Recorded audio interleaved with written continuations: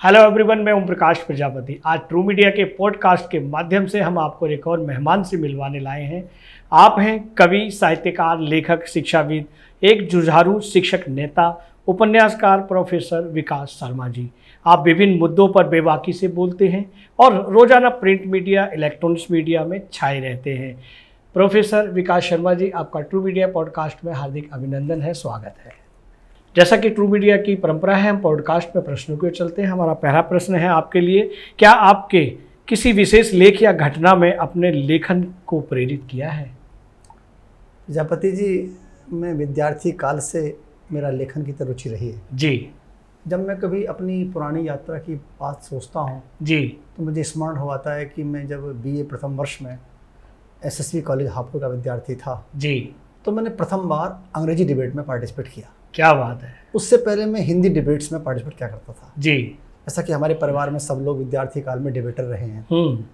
जब मैं BA first year में डिबेट में मैंने पार्टिसिपेट किया इंग्लिश डिबेट में, तो आई गॉट फर्स्ट प्लेस।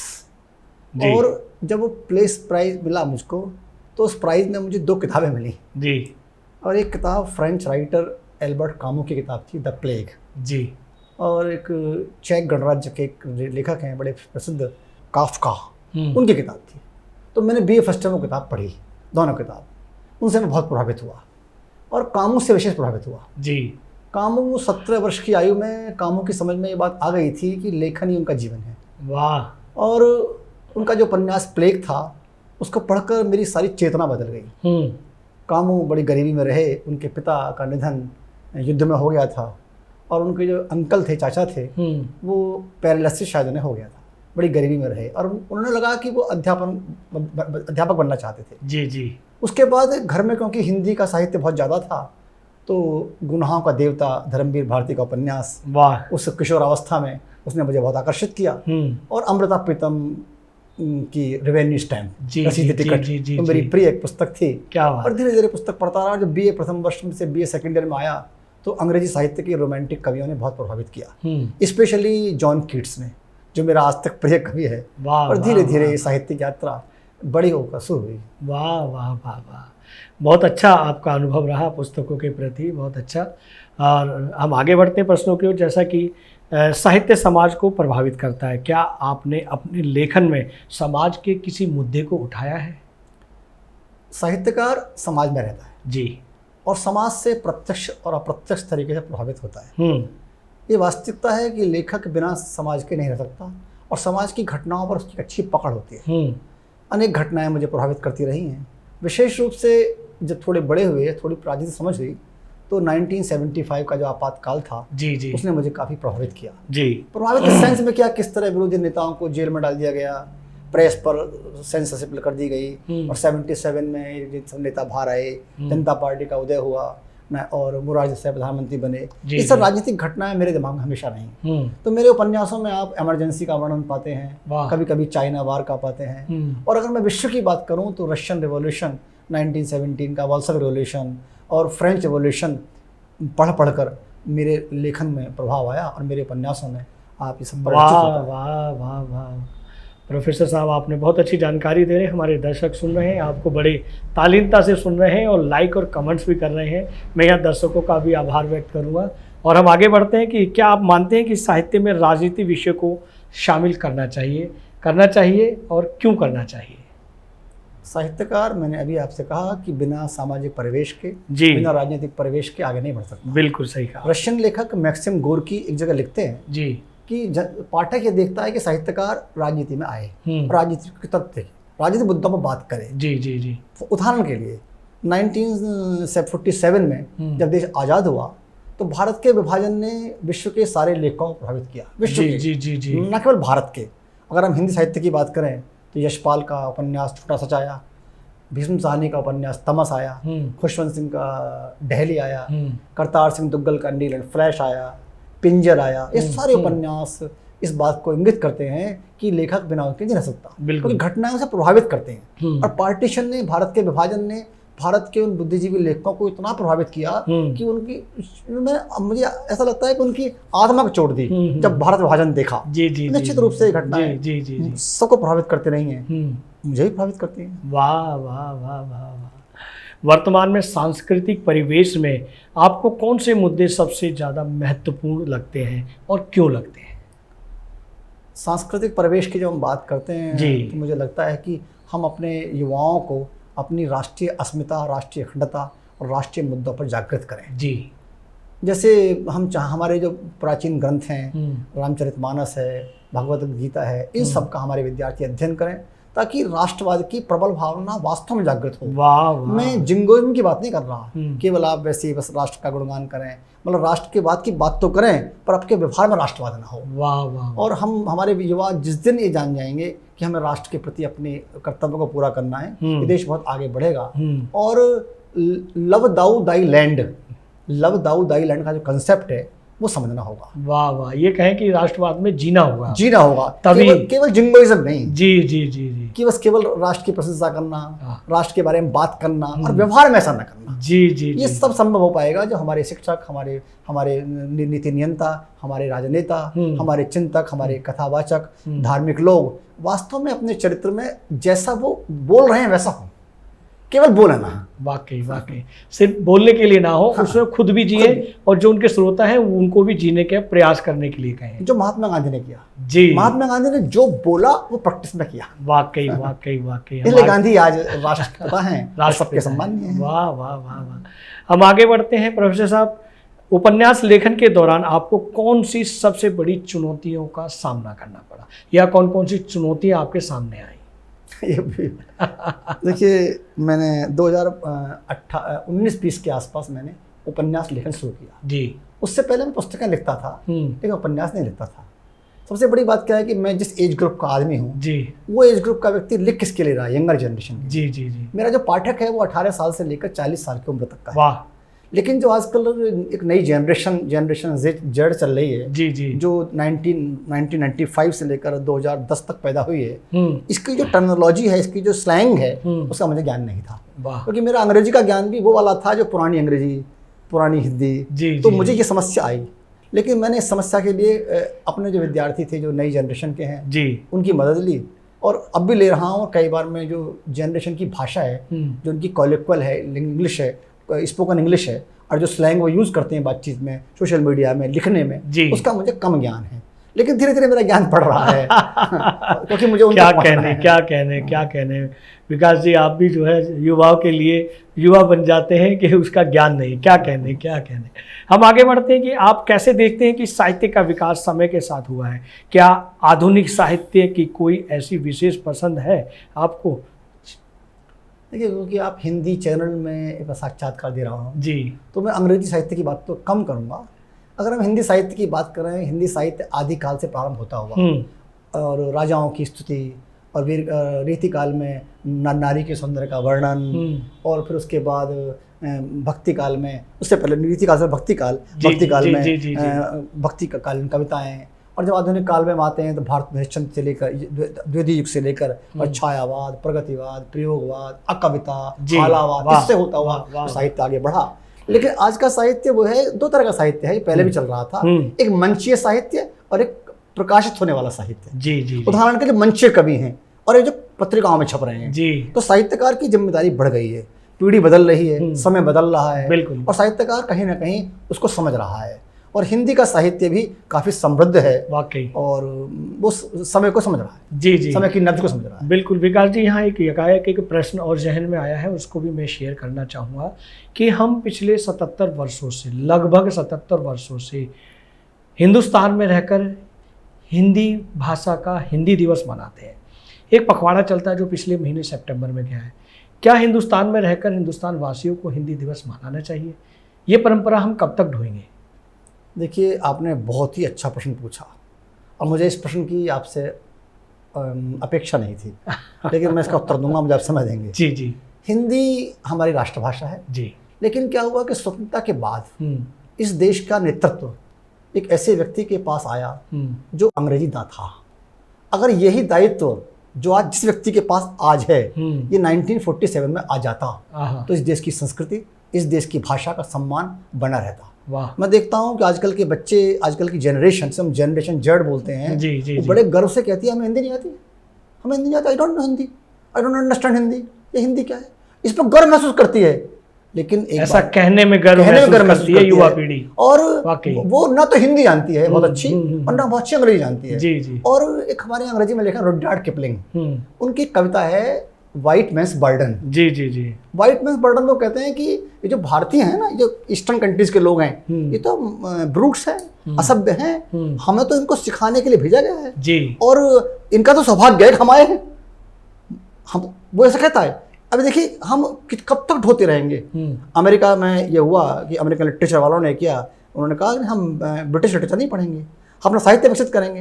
मैं ये कहता हूँ कि आप अंग्रेजी सीखें, अंग्रेजी का ज्ञान प्राप्त करें, विषय के और रूप जब में। हम विषय ज्ञान प्राप्त करें, जी। भाषा ज्ञान प्राप्त करें, जी। लेकिन अंग्रेजी जानने के बाद अपनी मातृभाषा से प्रेम जारी रखें वाकई वाह वाह। और अंग्रेजी को वेपन बनाएं जी प्रगति के लिए। वाकई। जैसे उदाहरण के लिए मैं अंग्रेजी का प्रोफेसर हूँ, अंग्रेजी में उपन्यास लिखता हूँ, तो अंग्रेजी में इसलिए उपन्यास लिख रहा हूँ ताकि मेरी बात बहुत लोगों तक पहुंच जाए, ज्यादा से ज्यादा लोगों तक पहुंच जाए। अदरवाइज मुझे प्रेम हिंदी से है। वाकई। मैं एक दिन अमीश त्रिपाठी को सुन रहा था, बहुत अच्छे लेखक हैं, हिंदी दिवस पर वो भी ये कह रहे थे कि इस देश का दुर्भाग्य है कि हमारी जनरेशन, हमारी युवा पीढ़ी अंग्रेजी से ज़्यादा प्यार कर रही है और हिंदी बोलने और हिंदी को समझने में, हिंदी को न पढ़ने में गर्व महसूस करती है।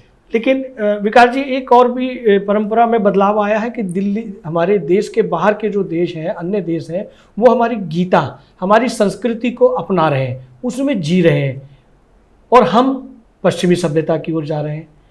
ये बदलाव आज से नहीं है, ये बदलाव बहुत पहले से है जी। मैं अंग्रेजी साहित्य का विद्यार्थी हूँ, अंग्रेजी पढ़ाता हूँ, तो मैं जानता हूँ किस तरह टॉमस कार्लाइल जी, अंग्रेजी के बहुत बड़े विक्टोरियन कवि हुए, उन्होंने गीता पढ़ी जी। और आपको जान के आश्चर्य होगा कि 20वीं शताब्दी में अंग्रेजी का एक बहुत बड़ा लेखक जो यूएसए में पैदा हुआ और यूके में रहा, लेखन कार्य किया, उसने भी संस्कृत साहित्य पढ़ा। वाह। उसने भी गीता पढ़ी, उसने उपनिषद पढ़े, उसने हमारे धर्म को पढ़ा, और अपनी प्रसिद्ध कविता द वेस्टलैंड में उसका प्रभाव साफ दिखाई देता है। तो ये तो पहले से होता रहा है कि विश्व पश्चिम के लोग हमारे साहित्य को पढ़ते रहे हैं, उसका सम्मान करते रहे हैं, उस ज्ञान से लाभ लेते रहे हैं, पर अपने देश के लोग ही अपने साहित्य को पढ़ने में, अपनी भाषा को पढ़ने में उन्हें हीनता महसूस होती है, शर्म महसूस होती है। घर का जोगी जोगना आन गांव का सिद्ध, जो पुरानी कहावत है हिंदी की। क्या बात है। फिर हम ये भी जानना चाहेंगे विकास जी कि आपके अनुसार युवाओं को किस किस तरह की किन किन किताबों को अवश्य पढ़ना चाहिए? देखिए, मैं ये कहता हूँ कि युवाओं को साहित्य अवश्य पढ़ना चाहिए। वाकई वाह वाह। और अगर आपको प्रेम के बारे में जानना है, जो आज का युवा प्रेम के जाल में फंसा पड़ा है और सोच रहा है हम बहुत बड़े प्रेमी हैं, तो उसको धर्मवीर भारती का उपन्यास गुनाहों का देवता पढ़ना चाहिए। और भारतीय संस्कृति के बारे में जानना है तो दिनकर की किताब संस्कृति के 4 अध्याय, अच्छा, उसे अवश्य पढ़नी चाहिए। वाह वाह वाह। और अगर दर्शन जानना है तो कामू और काफका जी, एक फ्रेंच राइटर है और एक चेक गणराज्य का राइटर है, इन्हें जरूर पढ़ना चाहिए, तभी वो कुछ समझ पाएगा। विकास जी, हम आगे बढ़ते हैं, ये भी जानना चाहेंगे कि आप छात्रों के बीच में ज़्यादातर समय बिताते हैं और छात्र नेता भी हैं, और ये आपको क्या लगता है कि जो हमारे युवा छात्र हैं उनके भीतर साहित्यिक रुचि कम हुई है? मैं छात्र नेता रहा हूँ, अब मैं शिक्षक नेता हूँ। हाँ, शिक्षक नेता भी हैं, छात्रों के आसपास इर्द गिर्द रहते हैं, ज़्यादातर छात्र आपसे जुड़े रहते हैं। देखिए, मैं 94 से जी डिग्री कॉलेज विश्वविद्यालय शिक्षण कार्य में हूँ जी, और साहित्य का प्राध्यापक हूँ और साहित्य का विद्यार्थी हूँ। निश्चित रूप से ह्रास हुआ है जी, साहित्य में रुचि विकसित नहीं हो पा रही है। उसके पीछे कारण है, मोबाइल का जमाना है, डिजिटल टेक्नोलॉजी का जमाना है, इंस्टाग्राम, फेसबुक, समय 24 घंटे है।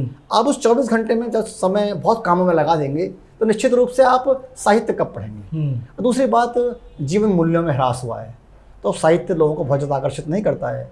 मैं देखता हूँ जब मैं क्लास में जाता हूँ विश्वविद्यालय में, तो बच्चे जो अंग्रेजी कवियों की किताबें हैं उन्हें लेकर नहीं आते, टेक्स्ट बुक लेकर नहीं आते, वो मोबाइल से कविताएं पढ़ते हैं।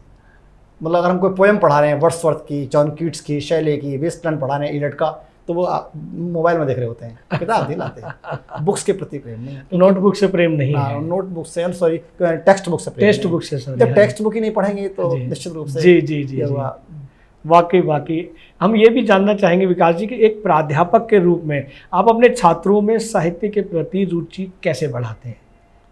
मैं लगातार लगभग 25 वर्ष से 20 वर्ष से जी छात्रों में रुचि जागृत करने के लिए साहित्य के प्रति सेमिनार का आयोजन करता रहता हूँ, कॉन्फ्रेंस कराता हूँ, और जब विद्वान प्रोफेसर विश्वविद्यालयों के आते हैं, कोई पीएचडी का वावा लेने आता है, कोई किसी काम से आता है, तो मैं उसका लेक्चर करा देता हूँ, टॉक करा देता हूँ डिफरेंट विषयों पर। क्या बात सोचता हूँ इनसे इनका ज्ञान बढ़ेगा, नए नए लोग इनको जानेंगे और नए नए विषयों के बारे में उनको पता होगा। जी जी। और कुछ हद तक सफल भी हूँ जी, लेकिन बहुत सफलता नहीं है। कुछ परिवर्तन आपको इस तरह के कार्यशालाएं करने से परिवर्तन दिखता है छात्रों के बीच में? परिवर्तन आंशिक है, बहुत ज़्यादा परिवर्तन नहीं है। जी जी जी, मैं उससे बहुत ज़्यादा प्रसन्न नहीं हूँ। विकास जी, हम आगे बढ़ते हैं। आपके आगामी लेखन और शोध परियोजनाओं में क्या क्या है? आगामी जी, आजकल मैं LGBT क्वेयर स्टडीज़ पर एक किताब लिख रहा हूँ। वाह। और इसके लिए मैं कुछ साहित्य पढ़ रहा हूँ। और मैं जो हमारा अंग्रेजी का मेन स्ट्रीम लिटरेचर है उसमें जिस तरह LGBT और क्वेयर स्टडीज़ को इग्नोर किया गया है, उन्हें प्रमुखता नहीं मिली है, उस पर एक क्रिटिकल बुक, एक रेफरेंस बुक पर काम कर रहा हूँ। और मुझे उम्मीद है वो किताब फरवरी 2025 तक मार्केट में आ जाएगी। वाकई वाह वाह वाह। आपको अग्रिम शुभकामनाएं, ट्रू मीडिया समूह की ओर से भी आपको शुभकामनाएं। हम आगे बढ़ते हैं। विकास जी, के आपके उपन्यासों पर अनेक शोध कार्य हो रहे हैं, इससे आपको क्या महसूस होता है? क्या यह आपके लेखन में किसी तरह का बदलाव आता है इससे? निसंदेह मेरे उपन्यासों पर भारत के विभिन्न विश्वविद्यालयों में जी लगभग 50 के आसपास शोध कार्य चल रहे हैं जी, और 4 शोध कार्य पूरे हो चुके हैं। शोधार्थी एक आलोचक होता है। और मैं हिंदी के एक बड़े प्रसिद्ध लेखक हैं डॉक्टर नगेंद्र, दिल्ली विश्वविद्यालय में प्रोफेसर रहे, अच्छे समीक्षक हैं। जी जी जी। उन्होंने एक निबंध लिखा है आलोचक की आस्था। उसमें कहते हैं मैं व्यवसाय से आलोचक हूँ। मुझे लगता है शोधार्थी और शिक्षक और पत्रकार ये व्यवसाय से आलोचक हैं जी, और आलोचक बहुत आवश्यक हैं। और ये शोधार्थी मुझे निश्चित रूप से कहीं ना कहीं बताते हैं कि मैं कहाँ कमी है मेरे लेखन में और कहाँ मैं सुधार कर सकता हूँ। वाह वाह वाह वाह वाह, ये तो आत्ममंथन भी है आपका, आत्ममंथन, इंट्रोस्पेक्शन है। जी जी जी जी। हम आगे बढ़ते हैं कि क्या आपको लगता है कि आपके उपन्यासों में क्या विशेषता है जो शोधार्थियों को अपनी ओर आकर्षित करती है? देखिए, मैं अपने उपन्यासों की विशेषता स्वयं बताऊंगा तो ये कहा जाएगा self page has no recommendation. लेकिन कहीं ना कहीं आत्मविश्वास होता है कि मैं आज के ज़माने में जो युवा महिलाएं हैं, खासकर अर्बन वुमेन, वो मेरे नोवेल का मेन क्षेत्र है। शहरी महिलाएं जी जी, जो नौकरी कर रही हैं, अच्छे पदों पर हैं, एंटरप्रेन्योर हैं, प्रोफेसर्स हैं, डॉक्टर्स हैं, मेरा मूल विषय है। और मैं युवा पीढ़ी को अपने उपन्यासों में बताने का प्रयास कर रहा हूँ कि संघर्ष से ही कुछ रास्ते मिलेंगे, परिश्रम से कुछ मिलेगा। वाकई, और शॉर्टकट से काम चलने वाला नहीं। वाकई वाकई। क्या आप अपने उपन्यासों को एक साहित्यिक विरासत के रूप में भी देखते हैं? ये प्रश्न भी काफ़ी कठिन है, क्योंकि किसी भी लेखक का मूल्यांकन उसके बाद होता है। जी, बहुत सारे लेखक लिख रहे हैं भारतीय अंग्रेजी साहित्य लेखन में, भारतीय अंग्रेजी उपन्यास लेखन में। मैं समझता हूँ लगभग पूरे देश में 500 लोग इस समय लिख रहे होंगे, कम से कम 500। तो हम ये कैसे पता पड़ पाएगा कि मेरा इतिहास में मुझे कहीं सम्मान देगा या मेरा कहीं स्थान आएगा? और देखिए, आप गोपाल दास नीरज का नाम भी इतिहास में एक लाइन में, एक सेंटेंस में आ गया था हिंदी जी जी जी, इतना लिखने के बाद भी। और मैं समय इसका निर्णय करेगा, मैं निर्णय नहीं कर सकता। वाह वाह वाह, बहुत अच्छी बात है विकास जी। हम यहाँ दर्शकों को ये भी दिखाना चाहेंगे कि आपकी अनेक पुस्तकें हैं जो ट्रू मीडिया समूह ने पढ़ी हैं, जिनके कई अनुवाद हुए हैं तमाम विषयों में, तमाम भाषाओं में, जो स्त्री लेखन पर भी विशेष हैं। और ये जो डायमंड बुक्स ने इनको बड़ी प्रायोरिटी दी है और वो विशेष कर छापते हैं। और अनेक और भी पुस्तकें मेरे पास हैं, मेडिसिन लाइट इवेंट्स पर भी हैं, और बहुत सारी पुस्तकें आपने लिखी हैं जो बहुत ही चर्चित रही हैं।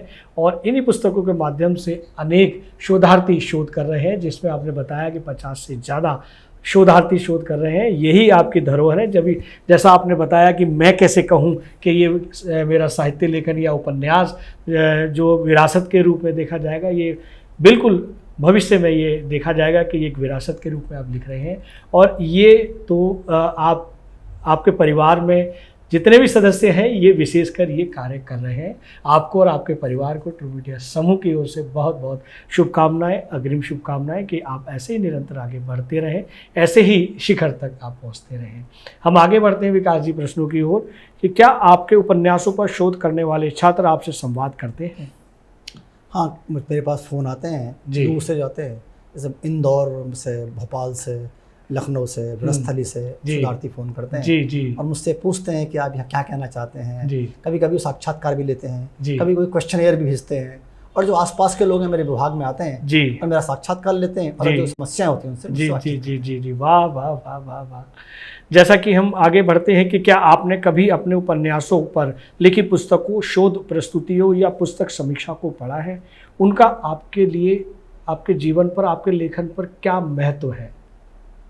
हाँ, जब कभी मेरी आलोचना बहुत ज़्यादा हो रही होती है और मैं बहुत ज़्यादा दुखी होता हूँ आलोचनाओं से, कभी कभी मतलब सकते हैं बड़ा हार्ट फील करता हूँ, तो मैं अपने ऊपर लिखी किताबें पढ़ता हूँ। मेरे ऊपर 8 किताबें आ चुकी हैं, शोध पुस्तकें आ चुकी हैं, पूरी पुस्तकें। वाह, पर्सनैलिटी बेस पर? नो, मेरे उपन्यासों पर, जी, जो बड़े बड़े प्रोफेसर ने लिखी हैं। जी जी। तो कई बार उन्हें खोल लेता हूँ अपनी लाइब्रेरी में बैठकर, ये देखने के लिए कि ये लोग मेरे बारे में क्या कह रहे हैं, मेरे उपन्यासों के बारे में, क्या मैं अच्छा लिख पा रहा हूँ। तो कभी कभी खुश हो लेता हूँ उन दुखद क्षणों में जब कभी सुनता हूँ आलोचना, और ये भी सोच लेता हूँ क्या कमी रह गई है, ये किस कमी की ओर इंगित कर रहे हैं। तो निश्चित रूप से वो 8 संदर्भ पुस्तकें, रेफरेंस बुक और वो शोध पत्र मेरे लिए एक ज्ञान का काम करते हैं, गाइडलाइन देते हैं कि कैसे लिखना है। बहुत अच्छे, बहुत बढ़िया, बहुत भाग्यशाली हैं आप। आपको, आपके साथ आलोचक मिले हुए हैं। आलोचक सभी को नहीं मिलते हैं।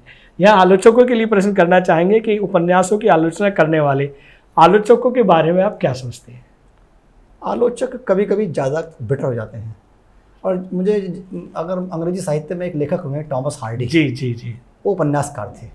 उनका एक अंतिम उपन्यास था जूड द ऑब्स्क्योर जी। उस उपन्यास का इतना क्रिटिसिज्म हुआ कि उन्होंने उपन्यास लिखना ही बंद कर दिया। मुझे कभी कभी डर लगता है कि कभी कभी आलोचक इतना ज़्यादा मेरे पीछे पड़ जाते हैं, मुझे लगता है कि ऐसा ना हो कि भाई उपन्यास लिखने का मन ही ना करे जी। और कभी कभी आलोचना बड़ी अच्छी होती है। आलोचक तटस्थ होना चाहिए, आलोचक को किसी के प्रति बिटर नहीं होना चाहिए जी। तो ये मैं झेल रहा हूँ। और जब मेरा पहला उपन्यास राह के पत्थर आया था जी, तो उसका इतना क्रिटिसिज्म हुआ कि मैं कई रात सो भी नहीं पाया। बहुत मैं तनाव में रहा कि मुश्किल होता है उनसे उबरना। क्या ये आलोचक हमें कुछ सिखाते हैं, हमें सकारात्मक बनाते हैं, या हमारे आत्मविश्वास को और प्रबल बनाते हैं?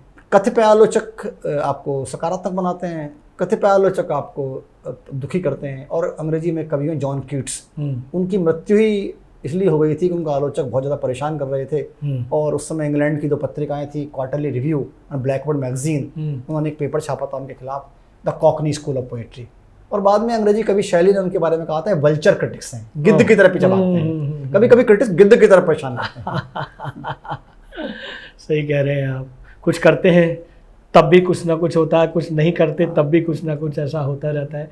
विकास जी, हम आगे बढ़ते हैं कि एक शिक्षक नेता के रूप में आपके अनुभव के अनुसार अपने लेखन साहित्य के प्रति दृष्टिकोण से कैसे प्रभावित होते हैं? क्योंकि मैं शिक्षा से जुड़ा हुआ हूँ और मेरा पूरा परिवार उच्च शिक्षा से जुड़ा हुआ है जी जी। तो मेरे उपन्यासों में ज़्यादातर विश्वविद्यालय कैंपस, शिक्षा व्यवस्था, प्रोफेसर्स, टीचर्स, स्टूडेंट्स, ये ज़्यादा रहते हैं। और जो मेरे अनुभव पिछले लगभग 30 वर्षों के एक डिग्री कॉलेज के प्राध्यापक और विश्वविद्यालय के प्राध्यापक के रहे हैं, वो मेरे उपन्यासों में परिलक्षित होते हैं। तो क्योंकि मैं उन्हीं में रहता हूँ, वही सेमिनार अटेंड करना, सेमिनार कराना, लेक्चर देने जाना, क्लास पढ़ाना, वो सब दिखता है जी जी जी जी, वो अनुभव दिखता है। वाकई वाकई वाकई। विकास जी, आज के समय में शिक्षकों की भूमिका और स्थिति से क्या बदलाव आया है और क्या बदलाव आने वाला है? शिक्षकों की भूमिका में बदलाव तो आया है, और परंतु जो टेक्नोलॉजी के ज़माने में शिक्षकों की महत्ता कम हुई है जी। अब जो ऑनलाइन पढ़ना और डिफरेंट चैनल से पढ़ना, यूट्यूब से पढ़ना, ये कम होती जा रही है। लेकिन शिक्षक अपना काम बहुत अच्छा कर रहे हैं, और शिक्षक ही इस राष्ट्र का निर्माण कर सकते हैं। और आने वाला कल इन युवाओं का है, और इन युवाओं को ऊपर तक पहुंचाना, उच्च पद तक पहुंचाना, इन्हें श्रेष्ठ बनाना, इन्हें ज्ञानी बनाना, इस शिक्षकों का कार्य है। वाह वाह, शिक्षक कर रहे हैं इस काम को बड़े बखूबी अच्छा काम। वाकई वाकई वाकई। आप शिक्षा प्रणाली के सुधार के लिए किन कदमों का समर्थन करते हैं? क्या आपके उपन्यासों में इन मुद्दों का कोई प्रतिबिंब है? देखिए, अभी राष्ट्रीय शिक्षा नीति 2020 आई है, वो निसंदेह बहुत अच्छी है, लेकिन उसके क्रियान्वयन, उसके इम्प्लीमेंटेशन की ज़रूरत बहुत ज़्यादा है।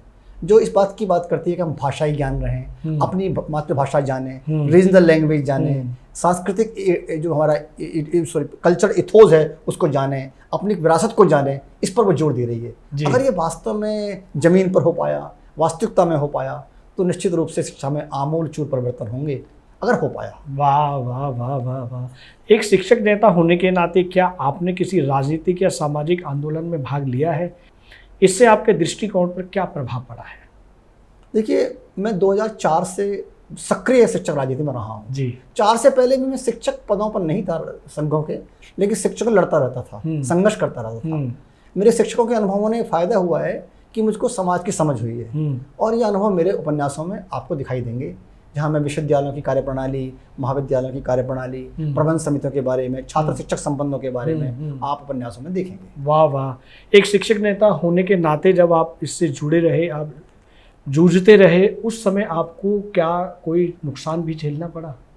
नुकसान बहुत झेलने पड़े हैं। आप थोड़ा मुझे समय दें जी और मुझे बोलने दें तो अरे स्वागत है, अभिनंदन। देखिए, जब मैं विद्यार्थी शिक्षक नेता के रूप में मैंने जब भी समस्याओं का मुकाबला किया है जी, मुझे याद है कि 2008 में जब मैं मेरठ विश्वविद्यालय में शिक्षक संघ का संयुक्त मंत्री और प्रेस प्रवक्ता था जी, तो एक बार एक कुलपति हुआ करते थे, बनारस के थे, BHU के, IIT से आए थे, फिजिक्स के आदमी थे। उन्होंने गर्मियों की छुट्टियां टीचर्स की कम कर दी। उन छुट्टियों के लिए हमारे शिक्षक संघ के लोग सब लोग उनसे मिलने गए और उन्होंने एक समय दे रखा था, इस तारीख को मिलना है, और वो उस समय पर नहीं मिले। और विश्वविद्यालय के प्रेस प्रवक्ता जो आजकल हिंदी के प्रोफेसर हैं यूनिवर्सिटी में, उनका फ़ोन आया, आप भी जानते हैं उनको, कि कुलपति जी बाहर हैं, आपसे नहीं मिल सकते। हम लोग विश्वविद्यालय पहुंच चुके थे, 50-60 लोग। हमें ये बहुत बुरा लगा कि आपने हमें समय दिया, 9 जिलों के टीचर्स यहाँ आए, तो हम सब शिक्षक नेता और मैं खुद उनके साथ कुलपति के चैम्बर में धरने पर बैठ गए। कुलपति ने हमारे खिलाफ शिकायत की मेडिकल थाने में कि ये लोग विश्वविद्यालय का इन्होंने शांति भंग की, इन्होंने हमारे गमले तोड़े और हमारे खिलाफ हमें एक्शन हुआ। और लास्ट में ये हुआ कि उन कुलपति ने मुझको हमेशा के लिए विश्वविद्यालय के परीक्षा कार्यों से डिबार कर दिया और मुझे हाई कोर्ट जाना पड़ा। हाई कोर्ट ने मुझको बहाल किया और उन पर कंटेम्प्ट लगा विश्वविद्यालय के ऊपर। और हाई कोर्ट ने अपने डिसीजन में बहुत अच्छी बात कही। हाई कोर्ट ने कहा कि एक शिक्षक राजनीति के लिए एक शिक्षक को डिबार करना ये अपने आप में गलत है। तो ऐसे बहुत सारे उदाहरण हैं जब मैं शिक्षकों की समस्याओं में लड़ता रहा हूँ। और वर्तमान में भी मैं अपने उपन्यास ये मीडिया रेवोल्यूशन 2030 में जी नोवेल रखा है ये वाला, इस उपन्यास में भी मैंने थोड़ा सा जिक्र किया विश्वविद्यालय के कुलपतियों के बारे में, और बहुत ज़्यादा भी नहीं किया। ये लिखा सिर्फ कि कुलपति करप्शन के चार्जेस फेस कर रहे हैं। इस पर भी मैं आजकल अपनी जो वर्तमान कुलपति हैं उनके कुप्रभाजन को झेल रहा हूँ। मुझसे काफ़ी नाराज़ हैं और कहीं ना कहीं कोशिश करती रहती हैं मुझे कहाँ फंसाया जाए, कहीं उलझाया जाए, मेरे समस्याएं पैदा की जाएं इस उपन्यास में। वाह वाह वाह वाह वाह, क्या बात है, झेलने ही पड़ते हैं। बिल्कुल विकास जी, हम आगे बढ़ते हैं। आजकल हिंदू धर्म के विषय में लोग कुछ भी अनाप शनाप बोलते हैं, इस विषय पर आप क्या कहना चाहेंगे? इसे कैसे रोका जा सकता है? देखिए, इस देश में हिंदुओं के बारे में उल्टा सीधा बोलने की पुरानी आदत बन गई है जी। और क्योंकि एक हिंदू सहिष्णु धर्म है, हम लोग सहिष्णु हैं, तो हमारी सहिष्णुता का लाभ उठाते हैं। कभी सोचिए, आप दूसरे धर्म के बारे में एक शब्द बोल दीजिए। आप याद करिए कि एक ज़माने में जब नेहरू प्रधानमंत्री थे तो मोहम्मद साहब की नाक का बाल खो गया था और कश्मीर में दंगे हुए थे। लेकिन आप हमारे देवी देवताओं के बारे में, हमारे धर्म के बारे में कुछ भी बोलते रहें, हम सहन करते रहते हैं जी। क्योंकि हमारे नेताओं ने कैसा माहौल बना दिया है तुष्टीकरण का, उसके हम आदी बन चुके हैं। और हिंदुओं भी की सहनशीलता, उनकी सहिष्णुता, उनका सीधापन, उनका एक उदार हृदय, उसका लाभ सब उठा रहे हैं। लेकिन ये कब तक चलेगा ऐसा? ये जब तक चलेगा जब हिंदू संगठित नहीं होगा, हिंदू अपने बारे में सोचेगा नहीं। हमारा राष्ट्रीय स्वयंसेवक संघ काफी लंबे समय से 100 वर्ष से इस काम को कर रहा है और काफी हद तक सफल रहा है। लेकिन अभी और काम करने की जरूरत है, और खासकर युवा पीढ़ी के बारे में। जो युवा पीढ़ी आ रही है ना, जनरेशन जेड, इसकी चिंता बहुत है मुझे, क्योंकि ये अपने आप को so called modern, post modern, ultra modern के बनने के चक्कर में अपने को हिंदू कहने में भी शर्म आ रही है इसको। जी जी जी, तो मैं हिंदू हूँ, किसी भी हम जातियों में बटे हुए हैं, और जब तक जातियों में बटे रहेंगे तब तक हमारा कोई बहुत अच्छे दिन नहीं दिखेगा। हिंदू भी हिंदू जातियों में ही भी बटा हुआ है, इससे भी बड़ा बिखराव आ रहा है। इसका बिखराव आप देखिए कि आप बांग्लादेश में हमारे साथ क्या हुआ। बिल्कुल। और कोई भी देश का बुद्धिजीवी, कोई भी बड़ा तथाकथित धर्मनिरपेक्ष आदमी नहीं बोला। मुझे तो कभी कभी लगता है कि अगर राष्ट्रीय स्वयंसेवक संघ ना हो तो शायद हमारा रहना ही मुश्किल हो जाए। हम यहाँ रह भी ना पाए। यहाँ विकास जी, आपको लगता है कि आरएसएस को भी कुछ इसमें बदलाव लाने चाहिए ताकि इस तरह की घटनाओं को रोका जा सके? आरएसएस बदलाव की तरफ प्रयास कर रहा है जी, लेकिन आरएसएस ये भी तो दिख रहा है कि देश का जो युवा वर्ग है ना, जो अंग्रेजी पढ़ा लिखा वर्ग है, पब्लिक स्कूलों का बड़ा वर्ग है, इस वर्ग को अपने ओर लाना है। वो आरएसएस की तरफ नहीं आ रहा है। वो एक ट्रेडिशनल टाइप का, मिडिल क्लास, मध्यम श्रेणी का, वो नहीं आ रहा है। हमको इन्हें भी जोड़ना है। क्या इसको बेसिक शिक्षा से जोड़ा जाना चाहिए आरएसएस को हिंदू शिक्षा में, ताकि बचपन से ही इसके जो बच्चे में शिक्षा के गुण आते रहें? नहीं, वो हिंदू शिक्षा की बात तो मैं नहीं कहता, लेकिन अपनी संस्कृति, अपना धर्म, अपनी कल्चर इथोस, ये एनईपी में आए हैं। लेकिन मैं कह रहा हूँ, क्या इनका क्रियान्वयन वास्तव में हो पाएगा जी?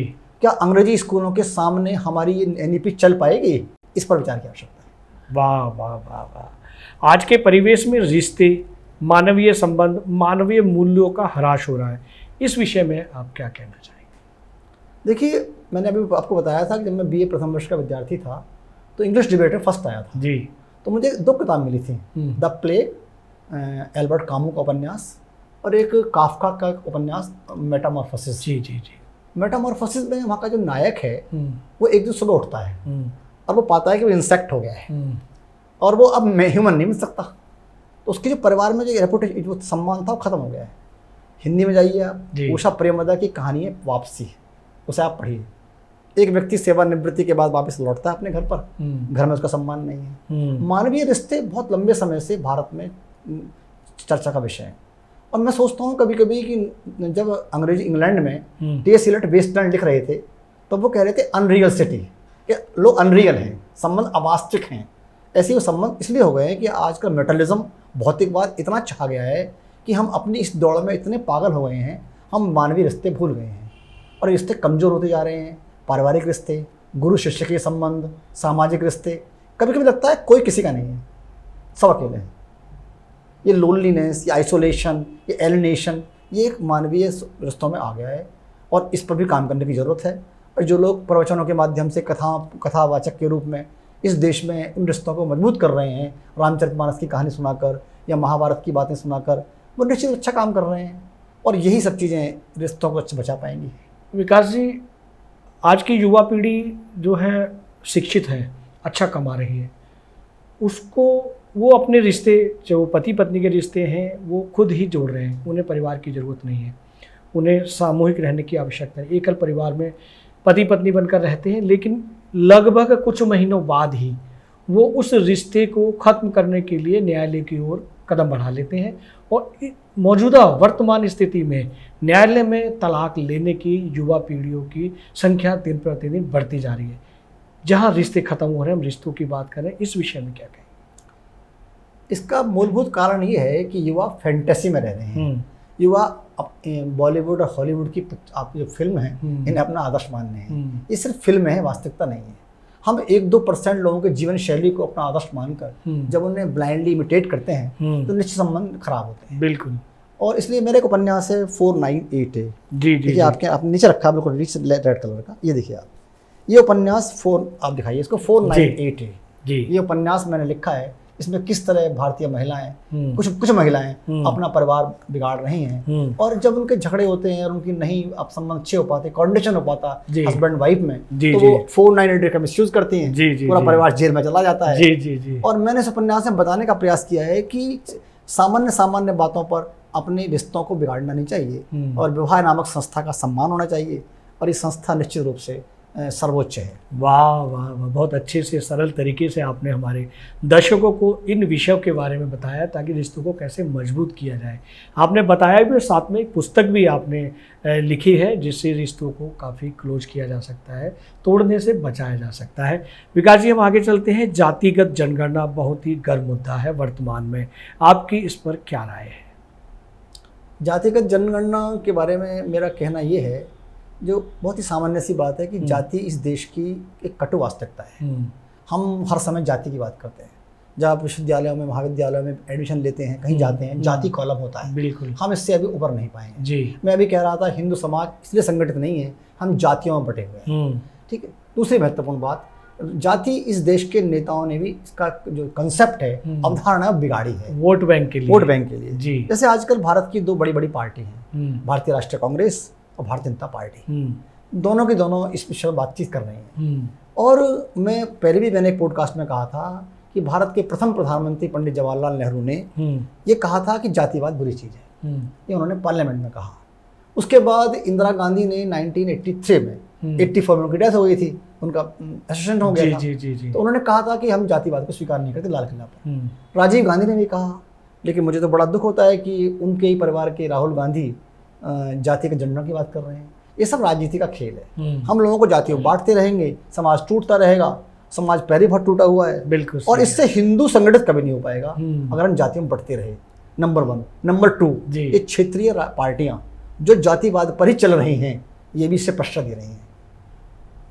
वाह वाह वाह वाह वाह, इसलिए ये नहीं होनी चाहिए। बिल्कुल सही कहा आपने विकास जी। हम आगे बढ़ते हैं, वन नेशन वन इलेक्शन के विषय में भी आप क्या कहेंगे? वन नेशन वन इलेक्शन जी। ये बहुत मुद्दा है, और इसके बारे में मैं ये कहना चाहूँगा कि ये कोई नई बात नहीं है। 1952 में भारत में पहली बार आम चुनाव हुए, और 52, 57, 62 और 67 तक इस देश में वन नेशन वन इलेक्शन रहा। चुनाव साथ साथ होते रहे, लोकसभा के और राज्य के विधानसभा के। 67 के बाद कोई विधानसभा में गड़बड़ हुई, ये बहुत आवश्यक है। क्यों जी? इससे समय बचेगा जी, हमारा धन बचेगा, आर्थिक, और पूरे इलेक्शन साल भर होते रहते हैं, आचार संहिता लगी रहती है, सरकारी काम रुके रहते हैं, प्रोजेक्ट रुके रहते हैं। अगर सरकार ये चाह रही है तो समस्त विपक्षी पार्टियों को इसका सहयोग करना चाहिए, और ये नियम लागू होना चाहिए। वाह वाह वाह वाह विकास जी। हम आगे बढ़ते हैं, हम थोड़ा राष्ट्रीय से अब अंतर्राष्ट्रीय की ओर चलते हैं। भारत पाकिस्तान चीन के संबंधों में आपके क्या विचार हैं? देखिए, भारत पाकिस्तान का तो हमारा पुराना एक ऐसा मामला बिगड़ चुका है जी, वो मुझे सुधरता नहीं दिख रहा। पाकिस्तान मुझे बिगड़ा हुआ बच्चा लगता है, इसको कितना भी समझा लो मानेगा नहीं। और 1947 में जब हम स्वतंत्र हुए पार्टीशन के बाद, तो कबाली आक्रमण हुआ जी। उसके बाद 65 में हमें आक्रमण झेलना पड़ा, शास्त्री जी प्रधानमंत्री थे और हमने मुकाबला किया। उसके बाद 71 में इंदिरा गांधी ने पाकिस्तान को इलाज किया। उसके बाद 99 में अटल बिहारी वाजपेयी ने कारगिल युद्ध लड़ना पड़ा जी। और आतंकवाद हम लगातार लड़ते रहे जी। वो तो हमारा सौभाग्य है, इस समय देश का प्रधानमंत्री एक ऐसा मजबूत आदमी है जिसके डंडे में जान है और लोग डरते हैं उससे, थोड़े बचे हुए हैं जी जी जी। अब बचे चाइना की जी। चाइना में अभी कल परसों प्रधानमंत्री जी वहाँ थे ब्रिक्स सम्मेलन में जी, और चाइना के प्रधानमंत्री से मिलना है उनको। तो चाइना भी विश्वसनीय चीज़ नहीं है। आप याद करिए कि हिंदी चीनी भाई भाई के नाम पर किस तरह चाइना ने हमको विश्वासघात किया, और 62 में हम चाइना के हाथ हारे। हम नहीं हारे, हमारे कवियों ने कहा हम नहीं हारे, हमारे नेता हारे, हमारे सैनिक नहीं हारे थे। वाह वाकई, और हमारा लेके मनोबल टूट चुका था।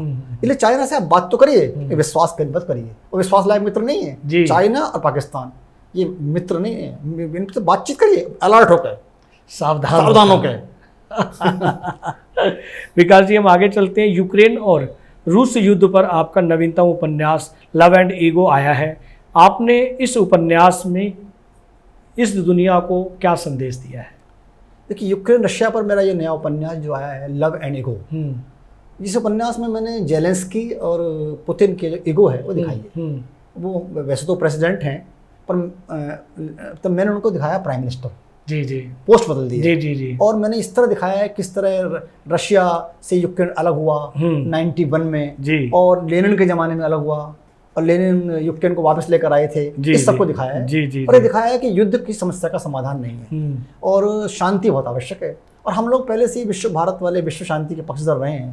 तो हमारे सब लेखक, हमारे संत महात्मा सुधारक शांति की बात करते रहे हैं जी। हम गुटनिरपेक्ष देश कहलाएं हमेशा, और नेहरू से लेकर आज तक हम गुटबाजी दूर रहे हैं। आज हम यूक्रेन के भी दोस्त हैं, हम रशिया के भी दोस्त हैं, हम इजराइल के भी दोस्त हैं, हम फिलिस्तीन को सपोर्ट करते हैं कुछ मुद्दों पर। ये हमारी एक तटस्थता की नीति है, और इसकी वजह से हम आज भारत विश्व में मध्यस्थता करने की पोजीशन में हैं कि हमारे प्रधानमंत्री इस मध्यस्थता की स्थिति में हैं जी जी जी जी, क्योंकि किसी गुट में नहीं है। वाकई वाकई विकास जी, अब हम जो है अपने देश में और अपने घर वापस आते हैं, हम घर की बात करते हैं।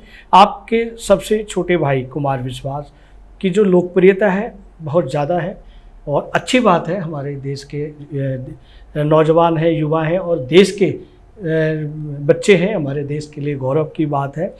वो है कुमार विश्वास जी, और अपने परिवार में सबसे छोटे हैं। और छोटे होने के नाते जब आप उनके बड़े भाई या पिता या बड़े चाचा ताऊ कहीं खड़े होते हैं या किसी पारिवारिक विवाह में या पारिवारिक उत्सव में जाते हैं, उस समय जब वो होते हैं और उनके बड़े भाई या रिश्ते में जो बड़े होते हैं उनके अदब के लिए वो भी खड़े रहते हैं, क्योंकि एक संस्कार उनके भीतर है, आपके पूरे परिवार के भीतर है। तो इस विषय पे आप क्या कहना चाहेंगे कि आपके छोटे भाई बड़ों का अदब करते हैं, चाचा ताऊ का अदब करते हैं, अपने बड़ों का अदब करते हैं? इस विषय पे आप अपने परिवार की पूरे परिवार में कैसे कैसे आप संस्कार को जीते हैं, उस विषय में हमारे दर्शकों। ये बहुत ही व्यक्तिगत प्रश्न है जी, लेकिन कुमार एक बहुत संस्कारी है जी, और हम 4 भाई और एक बहन जी। वो सबके पैर छूता है।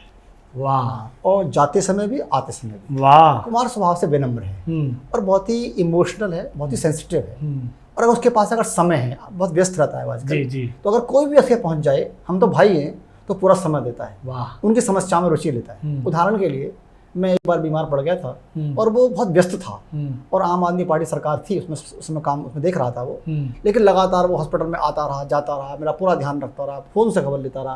ये उसकी नेचर है संवेदनशीलता की, सेंस ऑफ बिलोंगिंगनेस की। और हम सब भाइयों में नेचर सिखाई गई है कि सबके पैर छूने हैं, बड़ों के जाते समय भी आते समय भी, भाभीियों के पैर छूने हैं। ये परंपरा चली आ रही है और मैं इसे कोई बहुत श्रेष्ठ बात नहीं मानता कि मैं इसके लिए कोई अपने गर्व करूं, हम कोई महान काम कर रहे हैं। अच्छे लोग कर रहे हैं और संस्कार होने चाहिए। और आज की युवा पीढ़ी को कुमार विश्वास जैसे लोगों से ये सीखना चाहिए कि सब कुछ पाने के बाद भी वो कितना विनम्र है और कितना लिबरल है, कितना संस्कारी है। वाह वाह वाह। तो विकास जी, ये भी जानना चाहेंगे कि आपके पिताजी के बाद अभी कौन सी पीढ़ी चल रही है जो ये संस्कार उनमें चल रहे हैं? जो हमारे भतीजे हैं, भतीजियाँ हैं, मेरी खुद की बेटी है, आप उनसे बात कीजिए तो बहुत विनम्र है वो, उनमें कहीं को गर्व नहीं है। क्या? और मैं कभी कभी देखता हूँ कि आज की जो युवा लड़कियाँ हैं, कई लड़कियाँ मुझसे मिलती हैं, विद्यार्थी, उनमें इतना घमंड है, इतना एरोगेंस है। उन्हें सबक लेना चाहिए हमारे परिवार के कुछ बच्चों से या कुमार विश्वास जैसे लोगों से कि विनम्रता ही सब कुछ है। विद्या ददाति विनयम विनयात याति पात्रता। वाह वाह वाह वाह। विकास जी, हम चलते चलते एक और अंतिम प्रश्न करना चाहेंगे। ये प्रश्न नहीं है, ये हमारी ज़रूरत है, हमारे दर्शकों की आवश्यकता है, क्योंकि वो देश विदेश के प्रश्नों के जवाबों से वो चिंतित हो चुके हैं। अब वो एंटरटेनमेंट करना चाहते हैं, वो मनोरंजन करना चाहते हैं।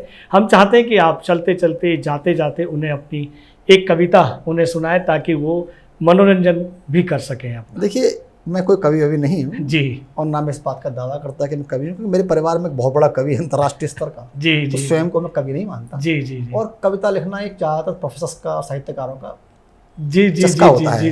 लिखता मैं उपन्यासी हूँ, मेरी एक पहचान उपन्यासकार के रूप में, लेखक के रूप में है। जी जी जी। फिर भी एक छोटी सी कविता सुना देता हूँ। जी जी, स्वागत है आपका। नहीं आता मुझे संतरणाओं में जीना, नहीं आता मुझे। वाह। संतरणाओं में जीना नहीं आता मुझे। वाह। तालिबानी व्यवस्था को सहन करना नहीं आता मुझे। संतरणाओं में जीना नहीं आता मुझे। तालिबानी व्यवस्था को सहन करना नहीं आता मुझे। चाटुकारिता को प्रणाम करना नहीं आता मुझे। वाह। चाटुकारिता को प्रणाम करना नहीं आता मुझे। विसंगतियों को नमन करना नहीं आता मुझे। वाह, क्या कहने। वेदनाओं को बढ़ाना नहीं आता मुझे। दुर्बलताओं को नियति मानना नहीं आता मुझे। वाह। दुर्बलताओं को नियति मानना नहीं आता मुझे और दीनहीनों की तरह जीना नहीं आता मुझे। क्या बात है। दीनहीनों की तरह जीना नहीं आता मुझे। व्यवस्था की मनमानी को सलाम करना नहीं आता मुझे। व्यवस्था की मनमानी को सलाम करना नहीं आता मुझे। और अंतिम पंक्ति है, चारणों की पंक्ति में खड़ा होना नहीं आता मुझे। चारणों की पंक्ति में नहीं आना आता मुझे। और एक 4 लाइन की छोटी सी कविता, जरूर प्रेम की कविता है। जी जी जी। मैंने अनगिनत यत्न किए, मैंने अनगिनत यत्न किए तुम्हें विस्मृति के गर्त में डालने। मैंने अनगिनत यत्न किए तुम्हें विस्मृति के गर्त में डालने के, किंतु स्मृति को स्वीकार नहीं, किंतु स्मृति को स्वीकार नहीं, कृतघ्न विस्मृति का कुसंग। किंतु स्मृति को स्वीकार नहीं, कृतघ्न विस्मृति का कुसंग। मानवीकरण अलंकार। वाह वाह वाह, क्या कहने, क्या कहने। दोस्तों, आप देख रहे हैं प्रोफेसर विकास शर्मा जी को, जिन्होंने तमाम देश विदेश घर परिवार की चर्चाओं से आपको रूबरू कराया। और दोस्तों, ये भी बताना चाहेंगे कि ये ट्रू मीडिया पॉडकास्ट पहला तो है, ये अंतिम नहीं है। हम आपसे जुड़े रहेंगे और प्रोफेसर साहब से जुड़ते रहेंगे। और प्रोफेसर साहब, आपने ट्रू मीडिया के पॉडकास्ट के लिए इतना बेशकीमती समय दिया, उसके लिए बहुत बहुत धन्यवाद, बहुत बहुत आभार। वीडियो YouTube पर देख रहे हैं तो हमारे चैनल को सब्सक्राइब करें और बेल आइकन को दबाना ना भूलें। अगर आप Facebook पर यह वीडियो देख रहे हैं तो हमारे पेज को लाइक करें।